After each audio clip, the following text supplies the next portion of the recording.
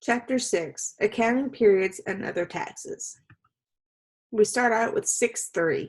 Determine whether parties are considered related for tax purposes. When taxpayers who are not independent of each other engage in transactions, there is the potential for abuse of the tax system.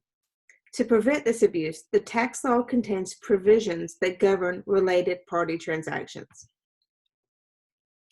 There are two types of transactions between related parties that are restricted by Section 267 of the tax law.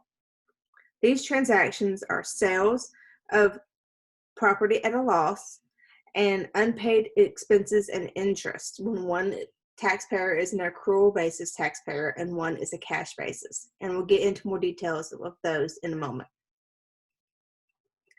There's a complex set of rules to define related party relationships. Common related parties under 267 include family members, such as spouses, brothers and sisters, whole and half, ancestors, parents and grandparents, and the lineal descendants, which would be your children, grandchildren, etc.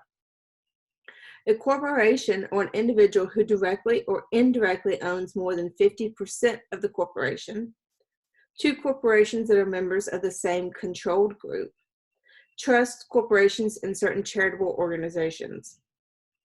Related party rules also consider constructive ownership in determining whether parties are related to each other. Under these rules, taxpayers are deemed to own stock owned by certain relatives and related entities. Common constructive ownership rules are as follows. 1. A taxpayer is deemed to own all of the stock owned by his or her spouse, brothers and sisters, ancestors, and lineal descendants. A taxpayer is deemed to own a proportionate share of stock owned by any partnership, corporation, trust, or estate in which he or she is a partner, shareholder, or beneficiary. Taxpayer is deemed to own any stock owned directly or indirectly by a partner. The book has two really great examples.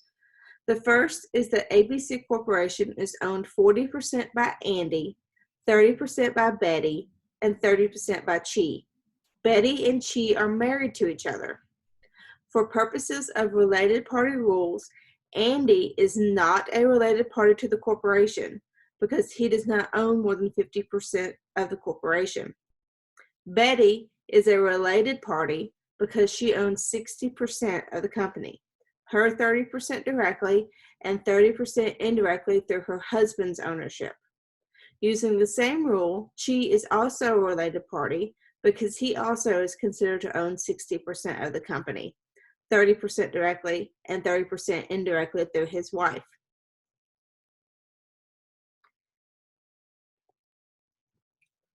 As far as the transactions that are disallowed, losses from the sale or exchange of property are disallowed between related parties. When the property is later sold to an unrelated party, any disallowed loss may be used to offset gain on this transaction. In the book's example, Mary sells IBM stock with a basis of $10,000 to her son Steve for $8,000, resulting in a disallowed loss of $2,000.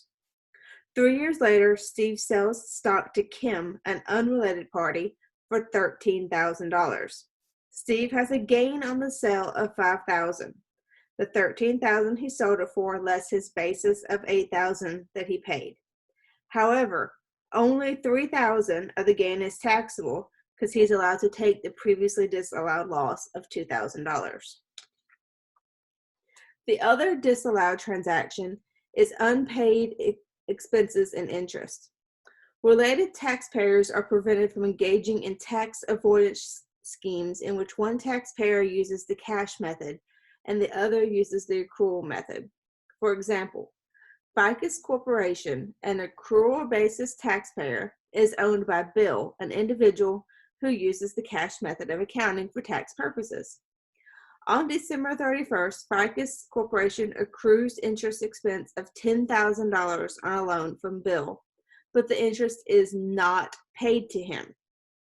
Ficus Corporation may not deduct the $10,000 until next year when it actually pays the amount to Bill. This rule also applies to other expenses such as salaries and bonuses.